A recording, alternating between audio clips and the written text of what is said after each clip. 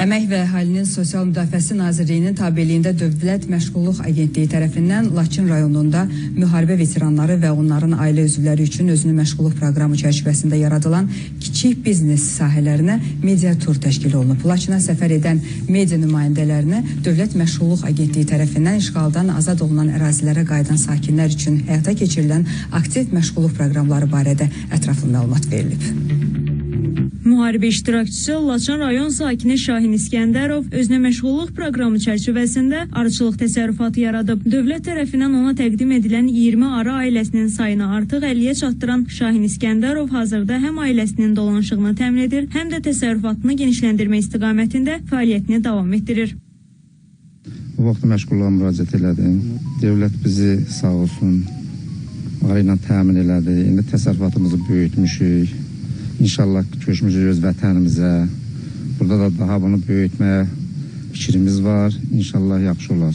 Məndə Karinka sortudur. 20 yeşik vermişdilər. İndi 50-ni keçmişəm da. Müharibə iştirakçısı Azər Qarayev isə agentliyin dəstəyi ilə avtotəmizləmə xidməti üçün zəruri avadanlıqlarla təmin olunub. Laçın şəhərində onun üçün ayrılmış ərazidə yaradılan obyekt hazırda həm yerli sakinlərə, həm də rayona gələn qonaqlara xidmət göstərir. Öz fəaliyyətimə başlamışam.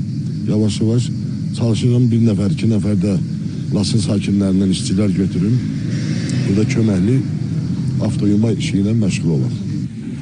Müharibə veteranı ailəsinin üzvü olan Ramin Həsənov üçün yaradılmış dönərxana da artıq tam gücü ilə fəaliyyət göstərir. Obyektdə hazırda 9 nəfər çalışır və bu iş yeri onların ailələrinin gəlirlərinin formalaşmasına mühüm töhfə verir.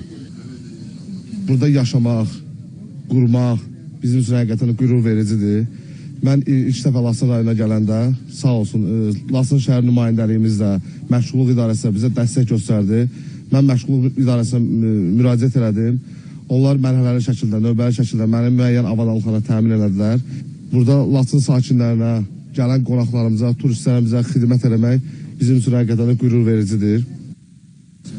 Bildirilib ki, işğaldan azad edilmiş ərazilərə qayıdan sakinlərin məşğulluğunun təmin olunması istiqamətində görülən tədbirlər nəticəsində indiyədək 11.256 nəfər məşğulluq imkanları ilə əhatə olunub. Onlardan 907 nəfər üçün özünə məşğulluq proqramı çərçivəsində kiçik biznes sahələri yaradılıb. 558 nəfər isə peşə hazırlığı kurslarına cəlb edilib.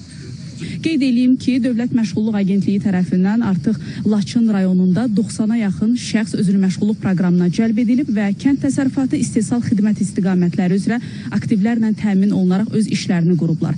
Dövlət dəstəyi hesabına öz biznesini quran proqram iştirakçıları doğma yurdlarında fəaliyyətini uğurla davam etdirir. Həm ailələrinin sosial rifahına töhfə verir, həm də bölgədə iqtisadi fəallığın artmasına öz töhfələrini verirlər. Emin Babayev, Loğman İsmailov, Günəş Rızayeva, Spes xəbəri, Laçın.